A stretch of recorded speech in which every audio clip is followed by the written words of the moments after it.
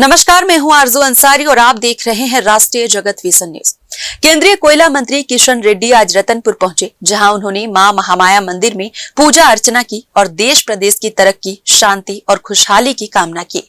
इस मौके पर केंद्रीय मंत्री तोखन साहू भी उनके साथ मौजूद रहे। मंदिर दर्शन के बाद मंत्री किशन रेड्डी सीधा गेवरा खदान की ओर रवाना हुए, जहां वो खदान का निरीक्षण करेंगे और अफसरों के साथ एक अहम बैठक भी लेंगे। माना जा रहा है कि इस दौरे में खनन से जुड़ी योजनाओं और कामकाज की समीक्षा होगी। मंत्री किशन रेड्डी का जहां एक तरफ भक्ति तो वहीं दूसरी तरफ जिम्मेदारी का पूरा फोकस देखने को मिला। केंद्रीय मंत्री किशन रेड्डी का ये छत्तीसगढ़ दौरा काफी अहम माना जा रहा है।